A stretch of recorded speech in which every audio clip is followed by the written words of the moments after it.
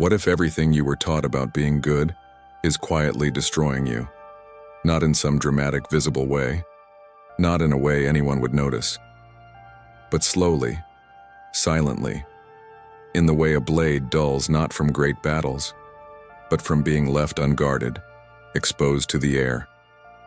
You were told, be honest, be generous, be kind, and you believed it. Because it made sense. Because it felt right. Because every story you ever heard rewarded the pure of heart and punished the cruel. But there is something no one told you. A principle so uncomfortable, so unsettling, that most philosophers buried it beneath layers of idealism rather than face it directly. Niccolò Machiavelli faced it, and what he discovered was not a celebration of cruelty. It was something far more sobering, a warning, a hidden cost embedded in the very act of goodness itself. If you have ever wondered why the kind are taken advantage of, why the honest are overlooked, why the generous are drained, stay with this. Because what you are about to hear will not comfort you, but it will finally make sense of what you have been experiencing. Most people move through life with a set of inherited beliefs about how the world should work. Be virtuous, and good things will return to you. Treat others with care, and care will find its way back. The universe, they believe, is fundamentally just. A place where goodness is rewarded and cruelty is eventually punished. But beneath the surface of ordinary life, a different set of forces is operating.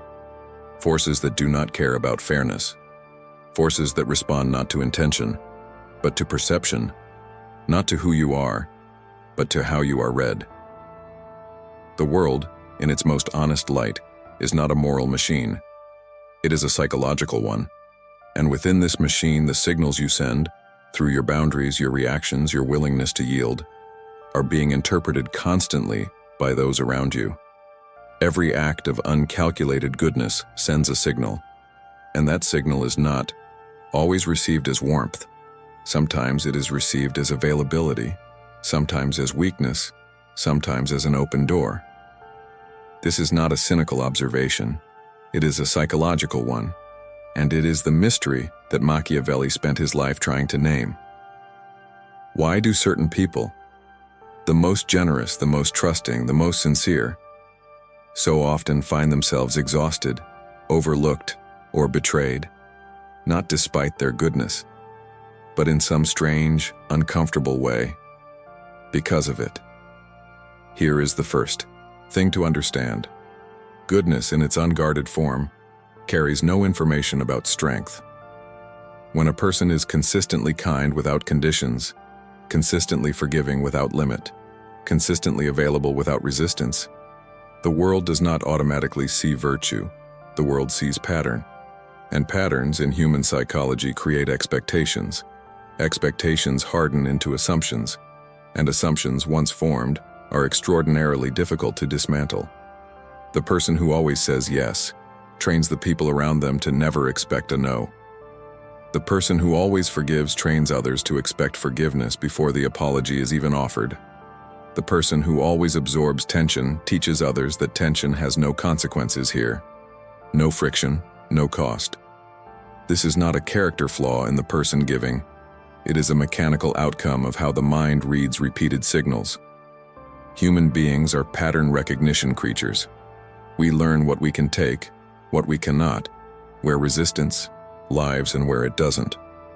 We do this unconsciously, automatically, without malice. And so the first insight is this: the cost of goodness is not paid in a single moment. It is paid gradually, across hundreds of small interactions, as others unconsciously learn that no cost will ever be imposed. Reality, in this sense, is not shaped by your intentions. It is shaped by the patterns your behavior produces over time. And those patterns, not your values, become the map others use to navigate their relationship with you.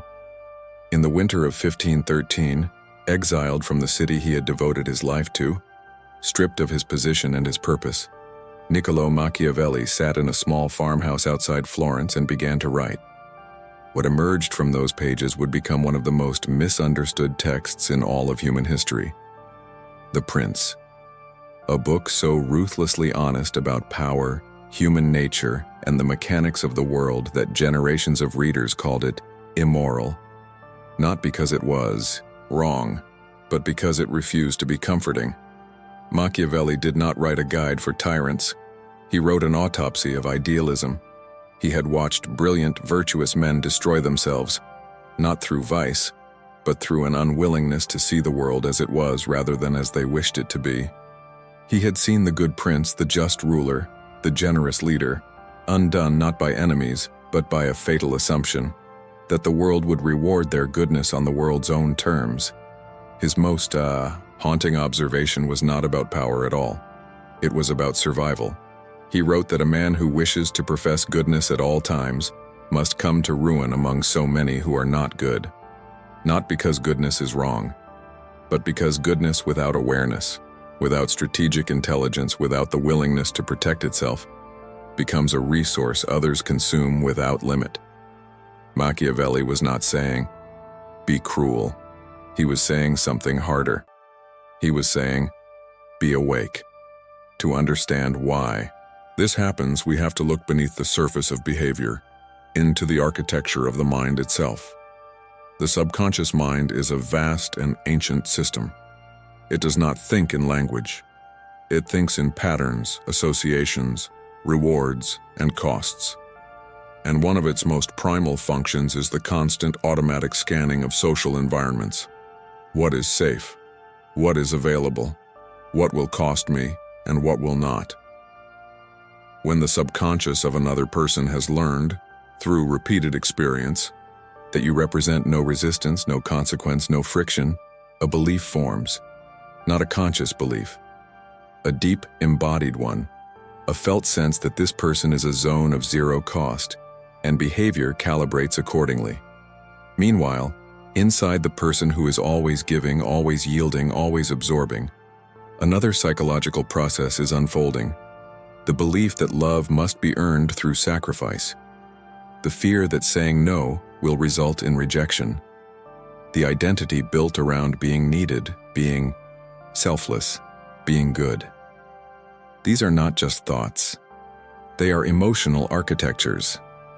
Structures that were built in childhood, reinforced over decades, and now operate as the invisible scaffolding beneath every interaction. The exhaustion you feel is not simply a physical phenomenon. It is the body's response to a chronic misalignment between what you give and what you receive, between who you present yourself to be and what you actually need. The emotional system registers this imbalance long before the conscious mind is willing to name it. And here is the psychological paradox. The more you suppress that signal, the more you insist on being good, the louder the body speaks. And now, we arrive at the hidden truth. The shocking cost of goodness is not that goodness itself is flawed. It is that unconditional goodness in a world that is not unconditionally good becomes an act of self-erasure.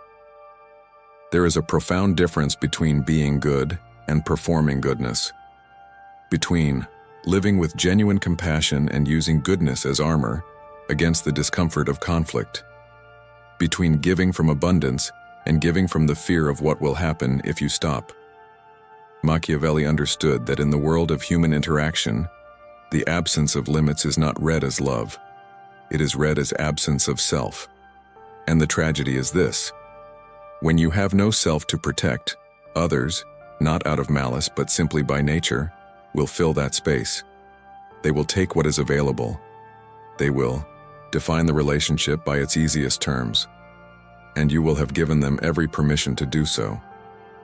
The deeper revelation is that true goodness, the kind that endures, the kind that actually transforms the people around you, is not softness. It is not endless accommodation. It is not the elimination of your own needs in service of another's comfort. True goodness is rooted. It comes from a person who knows themselves, who has built an interior foundation strong enough to give from, without collapsing in the giving. It carries discernment. It can say no. It can withdraw. It can protect. A tree that bends in every wind is not generous. It is simply one that has never developed roots deep enough to hold its ground. So what does it mean to live this insight, not just understand it? It begins with a practice of honest self-observation, not the kind that is performed in front of others, but the quiet, private kind. The kind where you sit with a moment that left you feeling drained and ask, what signal did I send? What did I allow? And why? Because awareness is always the first movement. You cannot change a pattern you are unwilling to see. And most people, when they look honestly, discover that their goodness has been mixed, part genuine love and part fear, part care, and part a deep, old terror of being abandoned, of being seen as selfish, of losing the identity they have built around being the person who never says no. The second practice is the deliberate introduction of friction, not aggression, not cruelty, but the simple radical act of pausing before you give, of asking yourself whether this comes from genuine desire or from the anxiety of disappointing someone, of discovering, slowly, that a no delivered with warmth does not destroy a relationship. It defines it more honestly. The third practice is the cultivation of an interior self that exists independently of what others think of it. Meditation, silence, journaling. These are not luxuries. They are the tools by which you build the internal architecture strong enough to hold your own goodness without being emptied by it. The goal is not to become less good. It is to become good on purpose, consciously, selectively, from a place of genuine power, rather than by reflex, by fear, or by the desperate hope that giving will finally be enough to make you safe. Machiavelli did not write to make you harder. He wrote to make you honest, to strip away the comfortable fictions that allow good people to be quietly undone, not by enemies but by their own unexamined beliefs about what goodness demands of them. The world will take what you leave available. It will define you by the patterns you repeat. It will fill the silence where your boundaries should have been. But the person who understands this, who sees it clearly and responds with conscious choice rather than reflex, becomes something rare, not someone who has abandoned goodness, but someone who has given it roots. Because the deepest truth is this: you cannot truly give what you have not first learned to protect.